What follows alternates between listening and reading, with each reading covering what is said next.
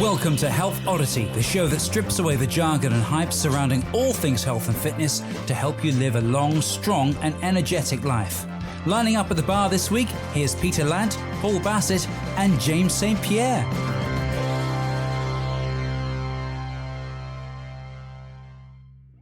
Hello and welcome to the Health Oddity podcast, episode 142.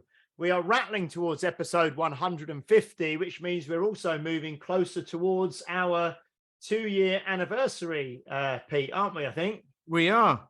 Here he is. Paul's joined. I've just started recording, so we are going to continue. We are joined again by some fantastic guests this week. 2 guests, actually, who I'll introduce you to in a minute. But before I do, we will do the usual kind of start up and introduce you to the hosts, who we have both other hosts with us now today. So, Mr. Peter Lant, how are you doing? I'm doing outstandingly well this week, actually. I was going to look this up and I didn't before we started. The Brecon Beacons, whatever it's, what is it? Brannow, Brecon or whatever it's called these days in Welsh, because it's gone back to what it was called, hasn't it? But yeah, I was over there at the weekend. Up and down Penny Fan and Cribbin and Fanny Big and back around as well. And it felt really good. It was cloudy. We walked up the mountain, like up Penny Fan, about 10 meters, and then we were in cloud. But it's quite timely, but also it's nowhere near what these guys did. So I'm feeling like it was a bit.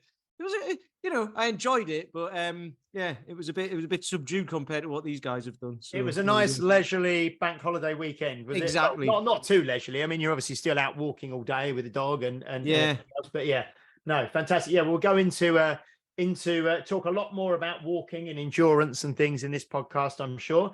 Mr. Paul Bassett, how are you doing? I cycle up a hill to get back home after work. Have you literally just got in because you're still wearing your? I just got in. Just on the phone to the managing agents about health and safety policy. So yeah, great fun. I've got to turn my mind from health and safety policy and fire risk assessments to health and fitness. So, and being nice and calm and being nice and yeah. I won't be calm. I'm probably going to shout and scream, and have a little hissy fit. Okay, well, welcome. Anyway. If you can mute yourself when you do that, that'd be great. Yeah.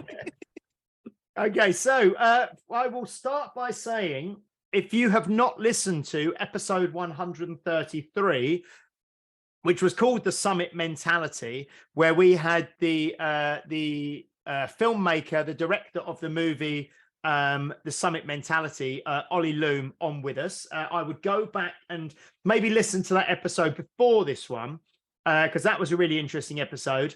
And we have 2 of the stars of that film with us today, Travis and Ted. So how are you both doing? Travis and Ted are both on separate calls, separate lines. So we've got kind of 5 of us on the screen, as those of you on YouTube will be able to see. Travis and Ted, how are you both doing? I've never been called a star before, but yeah, good. Well, it's great. It's great. Yeah, to be called a star. Wow, I feel like I'm in Hollywood now. Well, we did actually. I was just talking before we came on, because I did see this last weekend. I saw Travis was in London, I think, with Olly, and they had entered the film into. They entered the film. If you listen to the previous podcast, you'll know they entered it into lots of different film festivals, and they won at the Unrestricted View Film Festival this past weekend.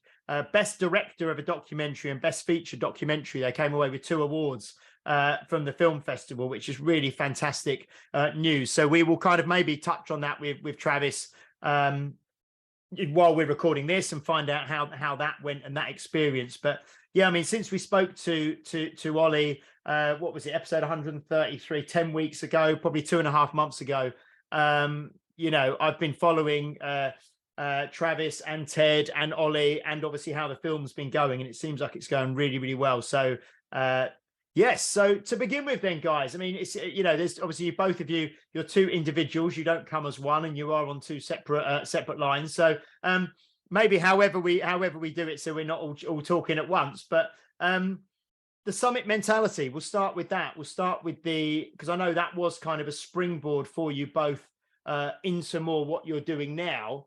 But how did that come about? How was it for both of you? I mean, we heard about it from Olly's perspective as a filmmaker, but you guys were the actual ones doing it. And maybe actually one of you to begin with, just in case someone hasn't listened to the last podcast and have just come straight in on this one. What was the summit mentality about? You know, what was that challenge that the film followed? So yeah, basically what happened is in 2020, I signed up with two guys to a ultra endurance event called Snowdon 24, which is a 24-hour relay race up and down Mount Snowdon. And two people I was training with dropped out a few months before. I was like, oh, I don't really know. I can't run a relay with one man. So I decided to put out onto my Instagram, oh, does anyone want to join me for this race? And then we had Travis and Joe popped up, replied to my story. Travis was like, I'm in. I could tell. And then I went through Travis' Instagram knowing he's had his boxing background and everything. And then he came along. And then the documentary basically just follows the reasons why we did it, how it went on the race day, and then afterwards. And yeah, we just started to realize that we all shared this same mindset of that putting yourself out of your comfort zone is imperative to growing your mental health and well-being, really. So we decided to turn it into something a bit bigger, build a community around it.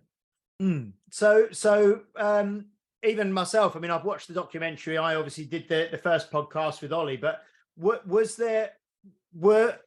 did either of you two go to school together or know each other previously? Yeah. So Ted and I went to school together. We were actually in the same form tutor, but we never really crossed paths like at all during school.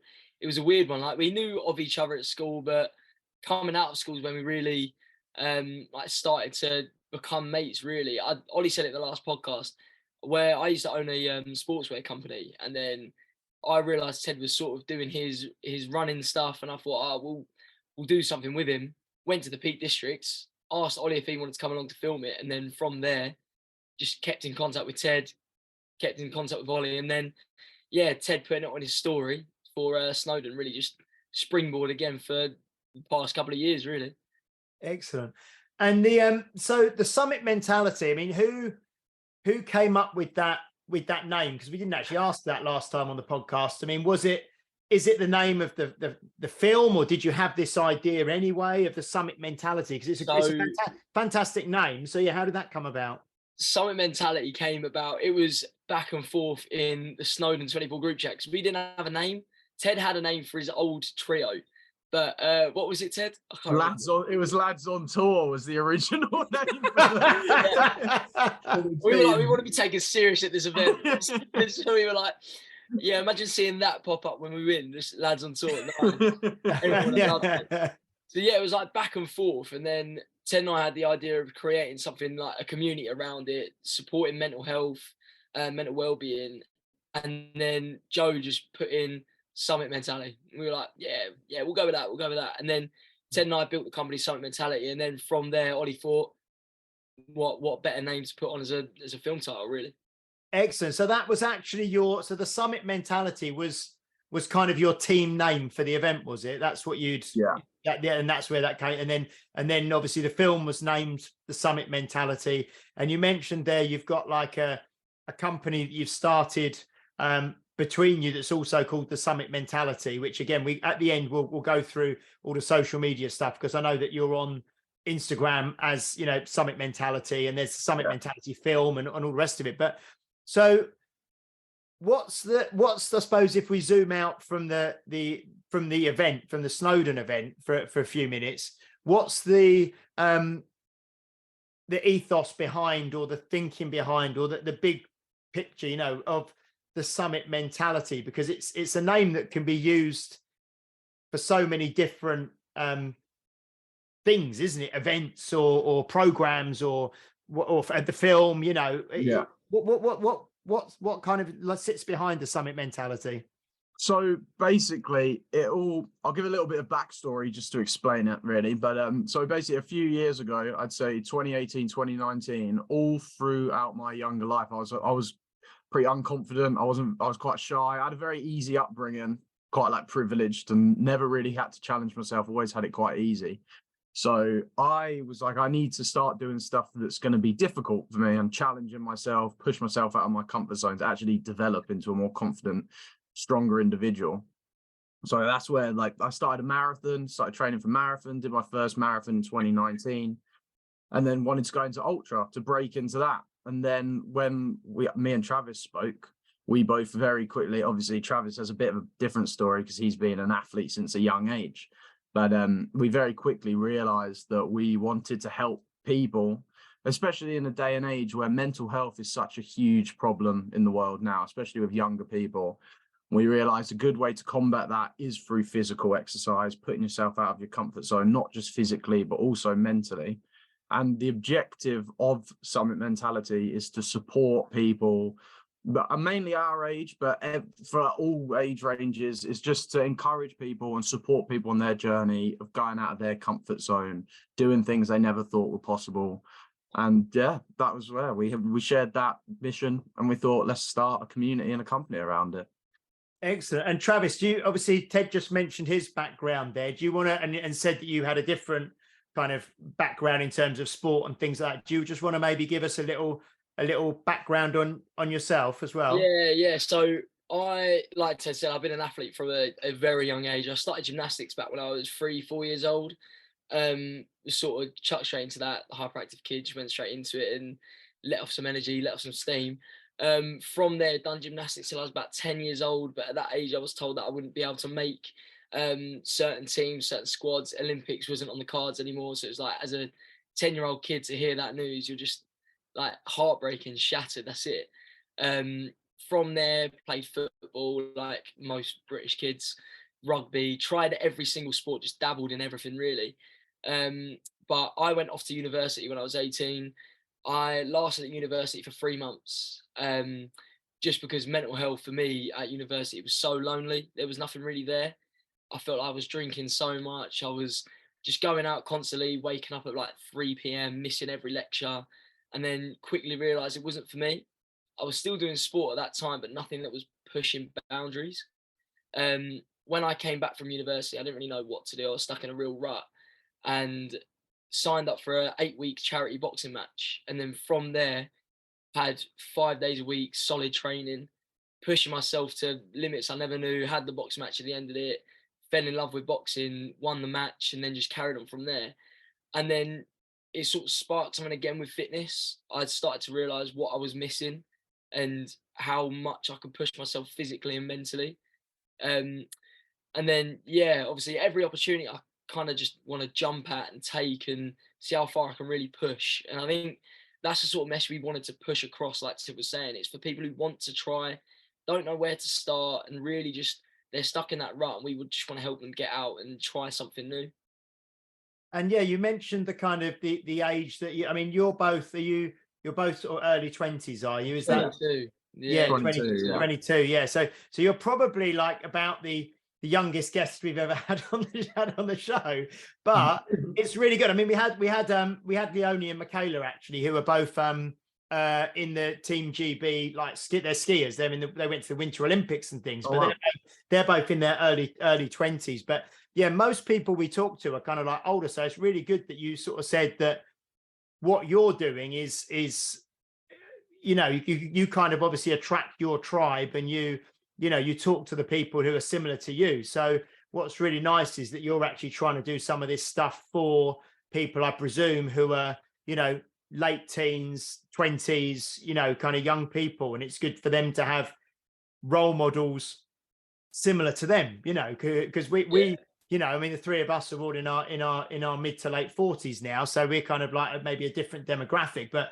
hopefully this conversation can maybe get out to some younger people as well, which would be great. So what is so just what happened with the Summit Mentality and the Snowdon event? Just give us a quick rundown of how it went and where you sort of placed and all the rest of it, just for people who haven't listened to the previous episode. Go on, Travis. All right, so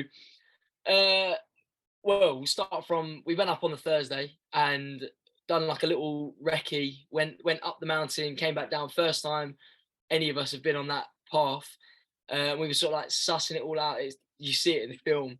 We're like sussing it all out, trying to see like what bits we can run, what bits we walk.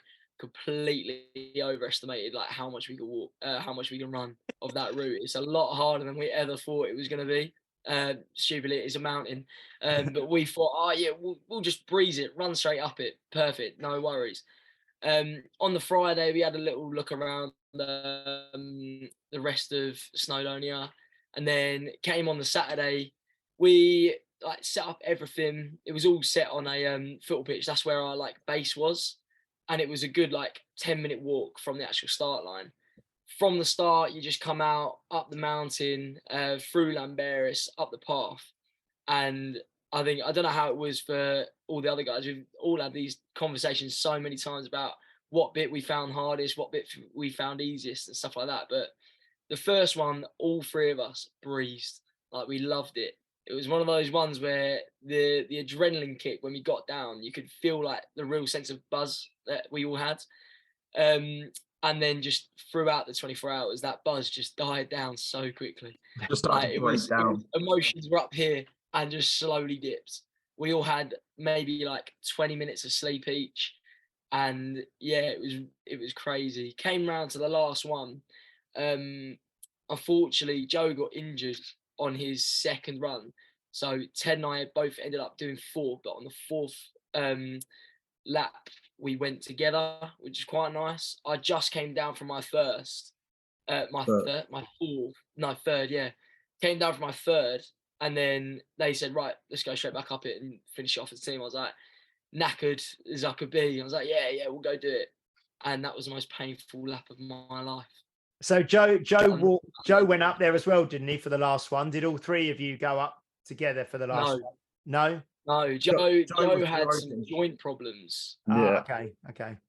Yeah. I think because we were so fixated. The whole goal when we went was to get 10 laps. That was the goal. We weren't even going to compete or anything. We were like, let's just get 10. That's a nice round number. And they did awards for, if you hit 10, you get the Everest award because it's the same height as Everest. So we wanted to get 10, and sadly we only ended up getting 9 in the end. But at the end, as you were saying about where we positioned, but we get down to the end and we're all basically like hallucinating, dying, broken. And then we hear the name, and the winner of the team of 3 relay is Summit Mentality. We all just look at each other with this face of shock. I'm like, how have we done this then? And then, so end up going on a nice little podium and getting some free stuff. So can't complain with it. Yeah, so you won the event for the team of 3, yeah? So, yes, that's right. Yeah, that's incredible. Yeah, really, really incredible. And what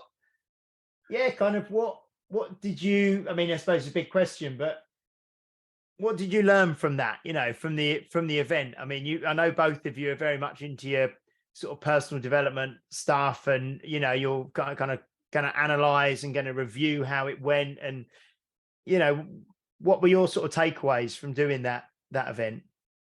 I think for me, it's how far like you could push yourself. That's the main thing. That's the first ultra marathon, 24-hour run, 24-hour anything really that I've ever done. And it's showing yourself and proving to yourself that you can push yourself that little bit further than you ever thought you could. Yeah, I think that's exactly the same for me. I've a lot of the training and the events we do are all based around endurance, really, like going past that, going into that pain cave, finding the tools in your mind to carry on going. But then you don't really realize how prepared you are until, it hits the fan, basically. And then there was one leg, for example, where I forgot to eat any salt before. I didn't have a single grain of salt in my diet, and then everything started to cramp. And then it's like in those points where you're in 10 out of 10 of physical and then emotional pain, but you've got to hit time so that the other guys can come through. Sometimes you just click, something happens, your mind connects with your body, and you just keep going through. And then that was a really big moment for me, because on the first leg, I still blew through it, but I still was thinking in the back of my head, this is harder than I was expecting it to be. I don't know how this is going to go, and I don't know if I'm going to be able to push through. But then when you get to that point of, I think I'm going to have to stop here, but then find the tools in your mind to get through, you really, like, that really made me realize it was not just because of training. I think it's something that we all have in our minds, but you never know about that until you put yourself into those situations. And that was really the biggest. I came back from that event, I was like, that's definitely the biggest thing I've taken away from that event. So it's crazy because we all had that, like, we all remember the point where we thought we were going to break. Yeah. Like, we all had that. We shared that afterwards. We knew the point where we were like, this is awful. I want to stop. But it just showed to all of us that we didn't need to. We could still keep going. Yeah.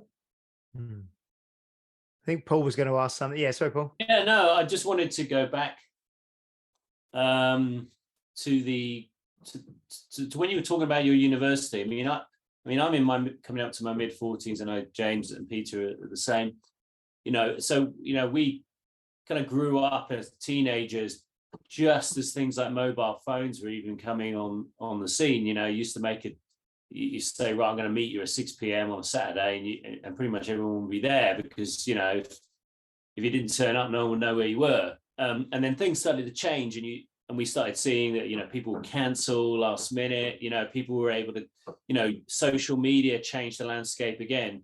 And so you went to university, very much of a generation just grown up with that. And you talked about being lonely. I mean, and lacking structure, and then finding that structure from the boxing, which a lot of guys do. But I mean, I get a sense that this, summiting this mountain and working as a team, there was a real sense of purpose there, which I think is one of, for me, what I was like, where do we find purpose? Because purpose kind of gives us direction. It also kind of sets a fire under us that kind of gives us momentum. I'm just wondering kind of what has been your evolution, and particularly Travis, because you brought it up, struggling a little bit with direction as a teenager and then finding that. What kind of journey do you think you've been on? I think for me, it's always been, I've always been searching for the one thing that I want to do. I think, especially nowadays, like you're saying, social media, you see all of these people on social media grow up and have these perfect lives. They're sharing everything that they do constantly, and it's like, what am I really doing? You start questioning yourself and what you're doing as a person. I think going to university made me realize that you follow these steps. You go to primary school, secondary school, university, get a job, get a house, have a family, done. I think that's sort of what we're taught. And for me, going to university, I was like, I'm just following the same old what everyone else was doing. So it scared me to a point where then I felt like everyone was on the same path, and I wanted to try and break off of that path. I wanted to try and find something that I actually genuinely enjoy to do. And thankfully found that within the next part of life when I dropped out of university. I think it was a scare for, obviously, my parents were so worried of what I was going to do next. There's a lot of guys float, don't they? They just go in and they don't have that structure, do they? No, that's it. So my parents, obviously, they were worried of what I was going to do next, because that's the structure that we're told to follow. Were you worried? No. Why? To be honest, I think my mind was just so made up at that point where I was more worried of what I was going to do after university. Once I've done those 3 years, what am I going to do next? I've got this degree that says I can do. So I went for a sports coaching degree. I've got this degree that says I'm going to be a football coach. That's it. That's what I was going to do. But really, I didn't want to be a football coach. I think I was searching to be a football coach because I wanted to be a footballer. It was that sort of thing. Constant. What's the word? Yeah. Sort of just going back on what your initial dream was, trying to find something else within that initial dream. Now it's just, I've learned to follow a path that's just going to take me to where it's going to lead. So make my own decisions off of my back, not what other people have sort of been telling me within society and where I'm kind of going with it all. Yeah. And what role did it, because it's an endurance thing, isn't it? Climbing mountains, work as a team. I mean, what did you come out of that event having learned about yourself? I think not just learning about myself, but learning about, I never knew that putting yourself through that much mental and physical strain was going to have such a tight community around it. Everyone at the event afterwards, after 24 hours, like, we were all so awake at the end of it that when we hit the finish line, everyone there was friends. You were running against all these people, but it was the friendliest community there was. I now, like you said in the last podcast with Ollie, we all do feel like brothers. It's gone through this 24 hours of mental and physical strain, came out of it at the end. We've all had this shared experience, and now we're all living in this one place together with the same experience, the same pain. It was, yeah, it's just a real feeling that you get at the end to know that these two guys have just gone through this with me, that I can now share it with them forever.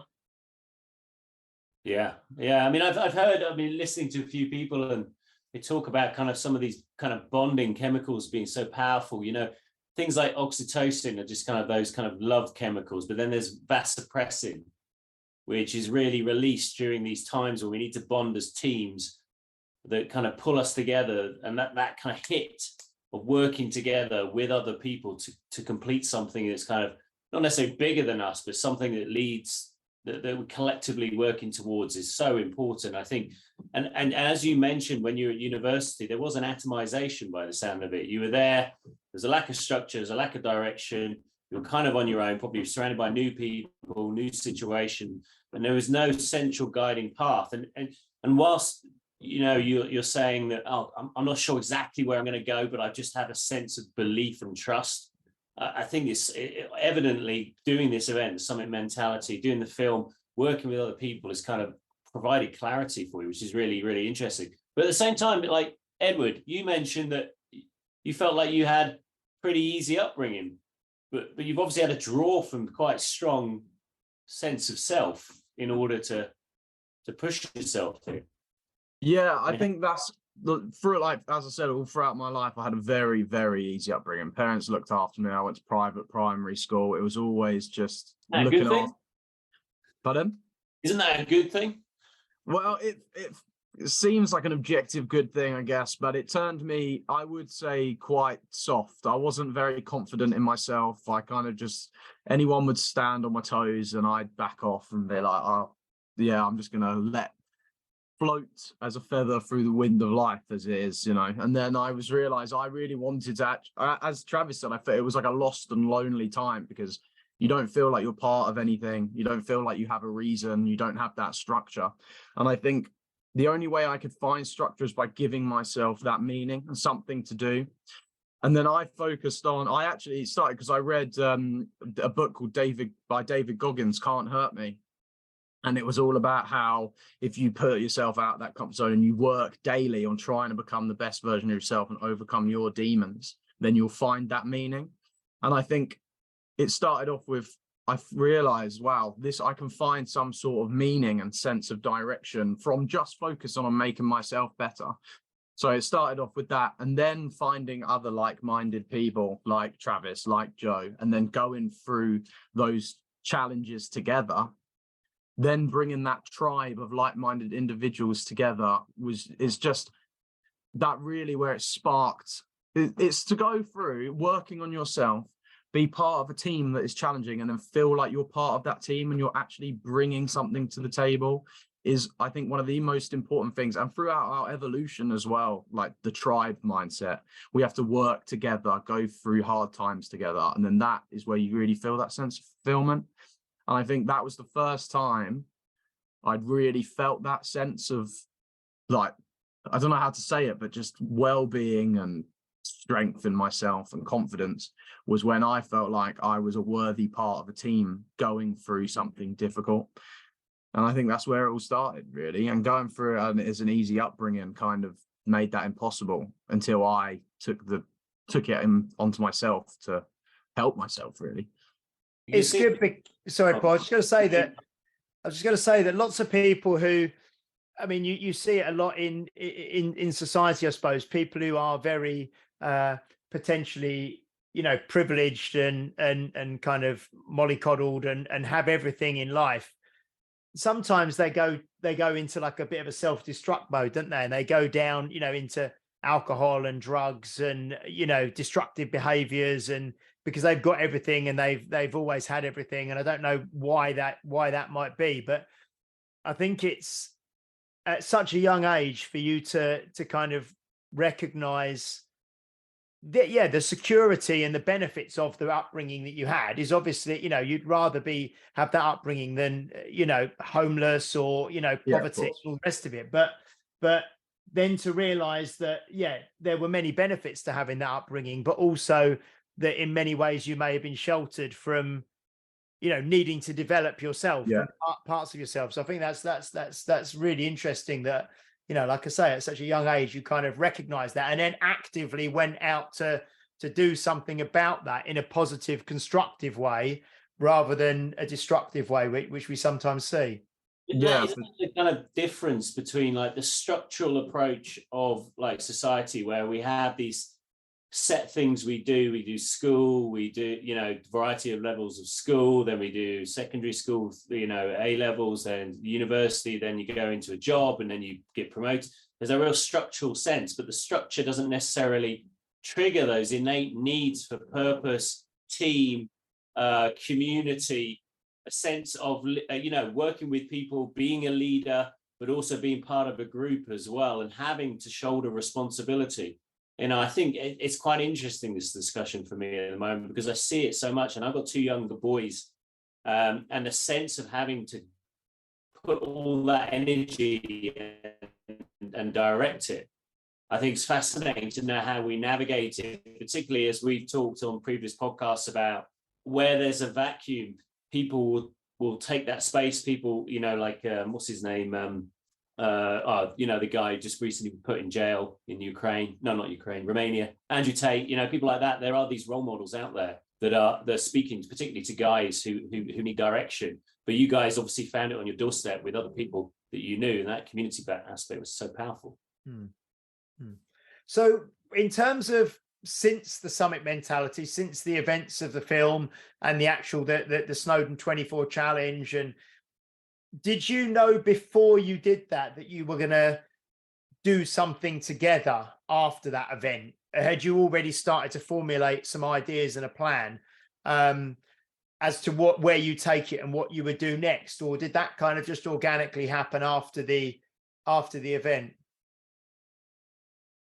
Guys, okay, right. Yeah, go on. I'm talking.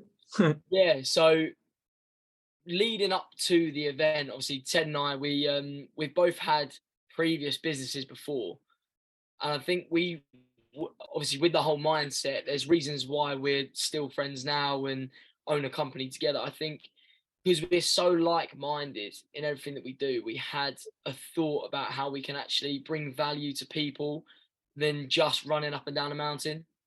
We wanted to start Summit Mentality so that we can not just help other people, but ourselves as well. We wanted to make sure that we've still got the purpose of doing these endurance events for a reason to help inspire, motivate, and show people that they can do it too. Because at the end of the day, we are two regular guys.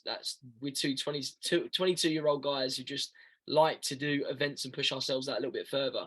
And a lot of our friends had a lot of interest in the Summit Mentality, Snowdon 24, everything that we were doing. So we thought, okay, now we can start to build upon this and do more events, try and start a community within Chelmsford, outreach it to hopefully one day the world. It's just, social media especially is such a big platform for us that we can now try to get a bit of outreach to spread the message of physical activity can help your mental health.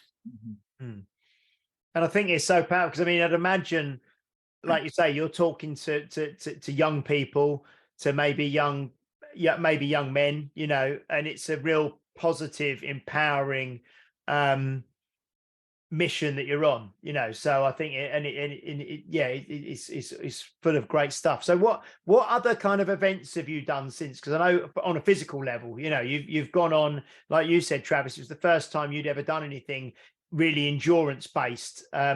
ultra kind of based. And I know, Ted, you obviously had a background of, you've done a marathon and things like that before, or maybe multiple marathons. I don't know, but what have you gone on to do since then on the back of that 24-hour event? Do you want to give your list first, Ed?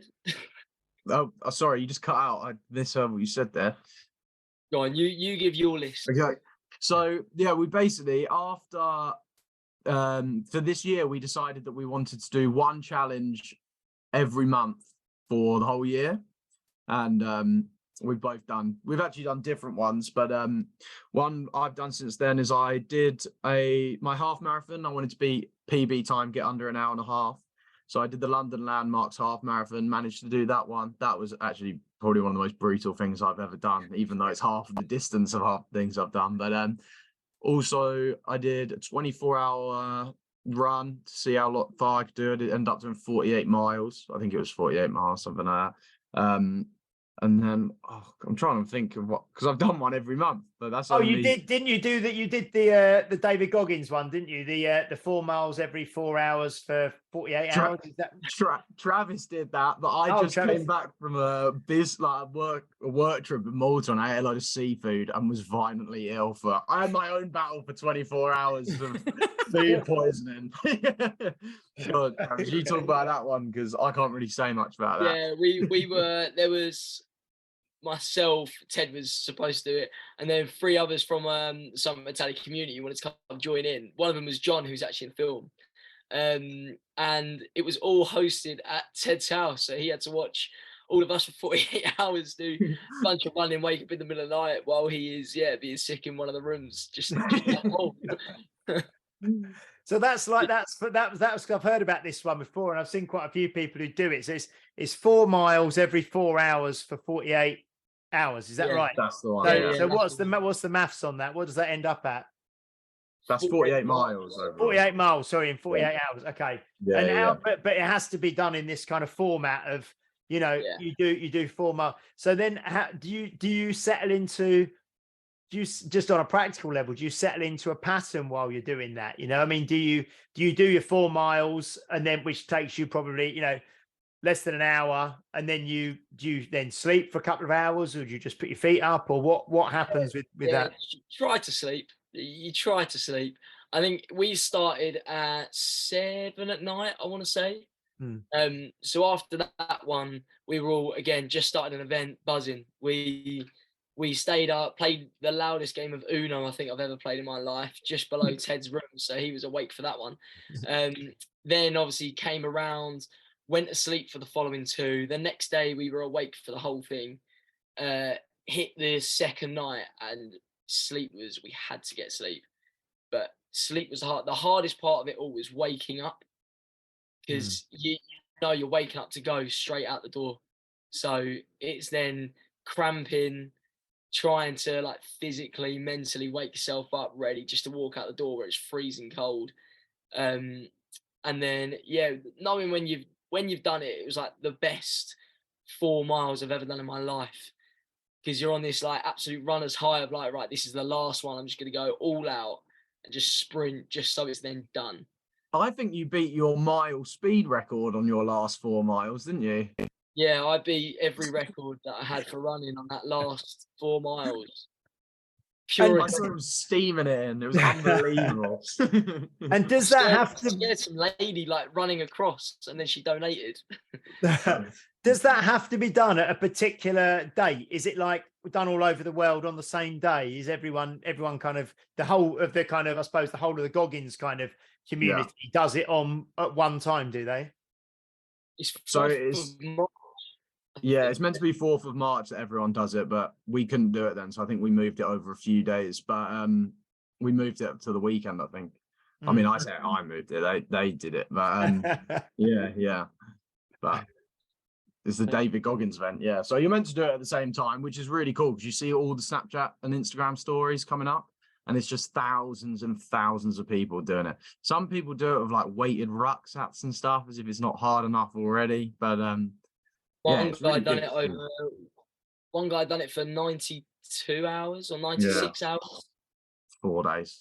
Yeah. I think sorry, go on, Paul. For 2 young children, anything that involves sleep deprivation sends shivers down my spine. That's the worst bit. I tried to do it last year, and I'd say, well, I did 48 miles in 24 hours, and I'd actually say that was easier than when I tried to do it last year, because it's not even so much the distance, it's just the knowing how long you've got left of it. And it's like I can imagine for Travis, you could probably second this, but it's getting back from your run at like midnight and then trying to get some sleep, and your adrenaline's pumping, so you probably actually fall asleep for like an hour, and then the alarm goes off again. It's 4 o'clock in the morning, and it's just, yeah, that's harder than doing it in a shorter period of time, actually. Yeah, cool. And then did one of you or both, I don't know, one of you or both of you went to, like, was it Jersey or Guernsey? And That's Travis. Yeah. that's Travis, yeah. Yeah. So again, I ran across Jersey from west to east with, again, someone from the community. Callum, he came along, and we met. How was it? 4 people from a run club out in Jersey. I literally sent this running shop a DM and just saying, I'm going out to Jersey. Is there anyone out there who could possibly want to come join in? We're a small community in Chelmsford. Do they want to come join in? So 4 of them came across. Yeah, they showed us like the North Shore route. Hardest trail run I think I've ever done, and it was not meant to be that hard. We just went across for like a leisurely run, and it's the furthest Callum's ever run. It was 28 kilometers, and it was up, down, all trail running. It was, yeah, we flew in the morning, ran, flew home that evening, then had our screening of the documentary the day after. Casual day trip. Yeah, why not? I don't think I'd have wanted to sit next to you on that flight on the way back. Oh yeah, no one did. Luckily, we had the whole road to ourselves. I don't know why, whole road to ourselves. Oh dear. And what's kind of coming up? You know, what have you got? What is the plan going forwards? You know, you've done the Snowdon 24. You've had the film come out. That's doing, you know, that's entered into all the kind of film festivals and things. And like we said, it won a couple of awards at the weekend. So hopefully that will get like a wider release somewhere, and people will be able to watch that more, which is obviously going to put more spotlight and publicity onto you guys and what you're doing. And then, you know, obviously this year you've been doing these endurance events and you're building a community. I mean, have you got any big events or plans coming up, or what does the next kind of 6 to 12 months look like for you guys? So our next big, in terms of events again, the next big one that we've got is Snowdon 24 again in July. We're going back to retain our title, hopefully. We want to get the Big 10. That's the goal. We want to go back and we want to get the 10, the unfinished business, really. Who's going to do that with you? If you're going to go for is it going to be a 3? Is it going to be Joe again, or is it going to be Joe again? Oh, brilliant. Yeah, exact same team. We've got unfinished business. Break the trio. Yeah. And then after that, our next big one, which we're both a bit nervous for, is called the Berkeley Marathon. Basically, in America, there's a race called the Berkeley Marathon, which is known as the hardest foot race in the world because it's designed to be uncompletable. And it's a 24-hour race with 5 loops. If you want to complete it, it's 5 loops, and each loop is a marathon. And you've got to do it in a 24-hour period. And someone's brought it over to Berkeley. Good, helpful name, Berkeley Marathons. And yeah, so that's the next big one. That's as solo runners this time. So that's the next big thing. And I think that's 5 marathons in 24 hours. Yeah, so it's roughly 125 miles in the 24-hour period. But it's designed to be uncompletable.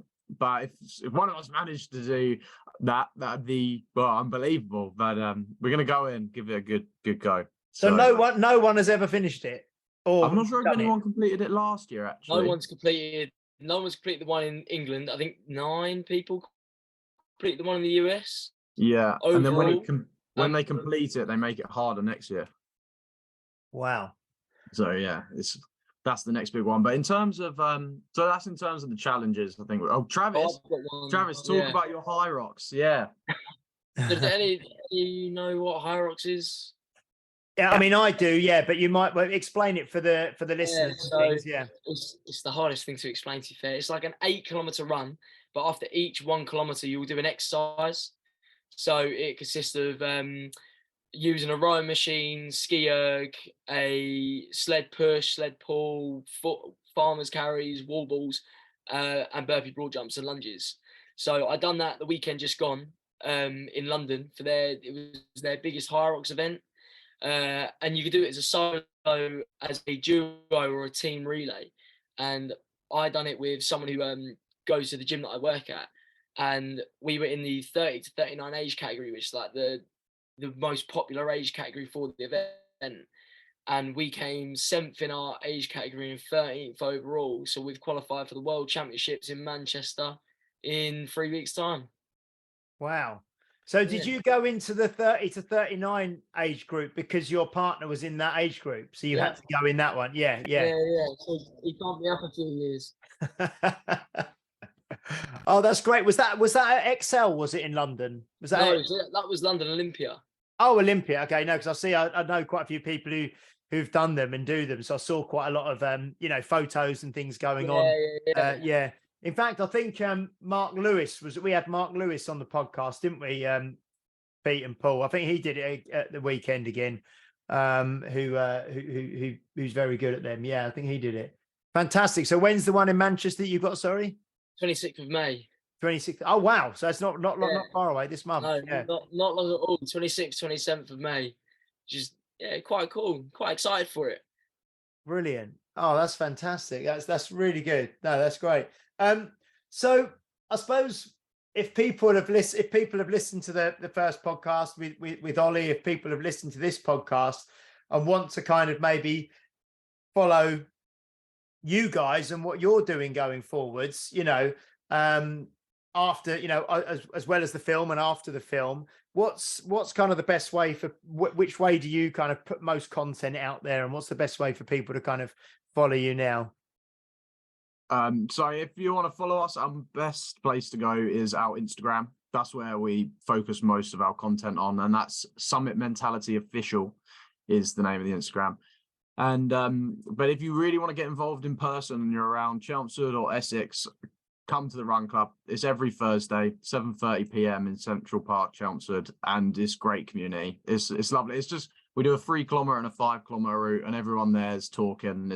It's great. It's just great to have seen people come up at the beginning who couldn't run before, and they do the 3K and they walk the 3K, and now they're running the 5K like a couple months down the line, and that sense of camaraderie is great. So if you want to follow us online, the Instagram, Summit Mentality Official, but if you want to get involved in person, come to our Run Club. Just go to our website, summitmentality.com. So excellent. And how do you do that then? Does one of you lead the 3K and one of you lead the 5K, or?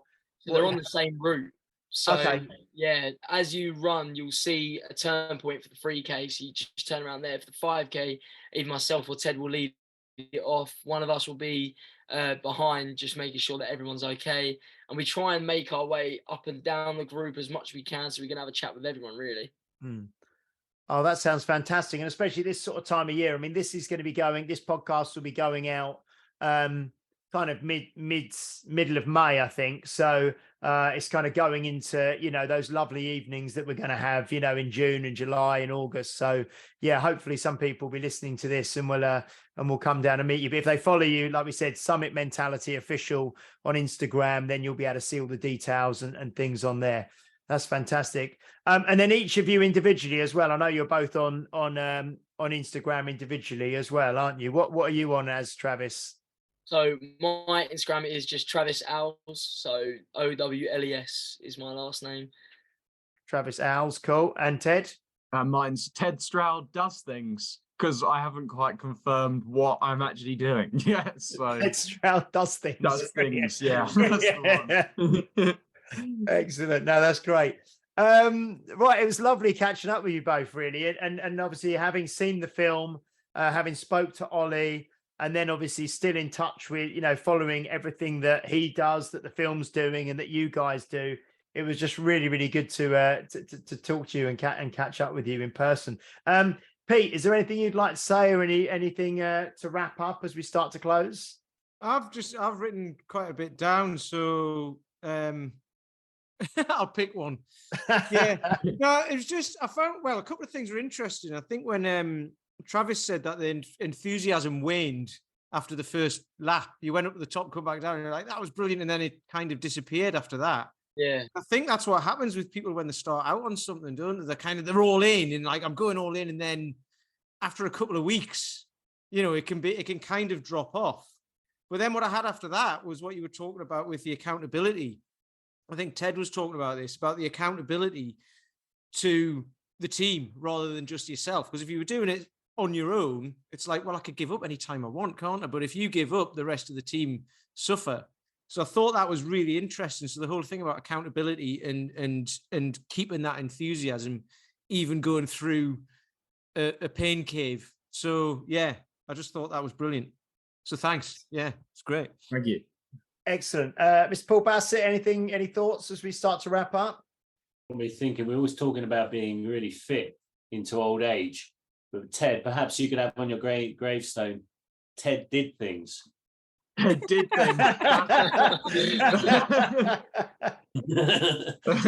I'll get that written down. I'll let the parents know just in case. Yeah. Yeah. No, great. Really good. Very interesting conversation, and shows you the power of doing things, doesn't it? To kind of sit around on our armchairs, kind of complaining nothing's going right. Actually, just got to get out there and do something, and then who knows where it'll take you? It's obviously it was kickstart. Just start taking action, and then before you know it, once you start taking action, you just find opportunities to kind of excel and experience, don't you? Rather than just sitting around waiting for it to happen to yourself. Absolutely. No, I think it's thanks, guys. I mean, it's so good as well to see, a couple of, I know sometimes young people get a bit of a hard rap sometimes, don't they? And you probably know more than me, in this day and age. But I think to see you guys taking something so, and leading from the front and being so positive and so constructive and so community minded as well, I think is a huge positive. So yeah, well done to both of you. And we'll obviously continue following and seeing what comes next. But it's been an absolute pleasure having you on as a guest. So thank you to both of you. Cheers. Thanks for having us on. Yeah, thank you very much. Really enjoyed it. So excellent. So thank you so much for everybody listening.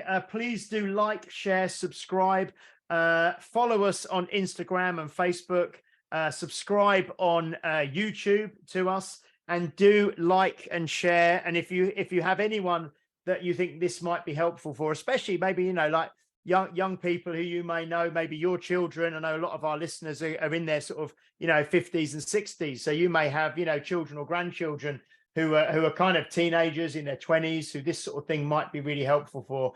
It'd be really good to share this and point them in the direction of Ted and Travis and what they're doing.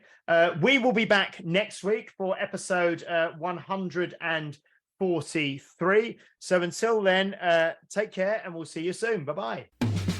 You've been listening to Health Odyssey with Peter Lant, Paul Bassett and James St. Pierre. To get your regular fix of hype-free health, you can subscribe and leave a review wherever you get your favorite podcasts.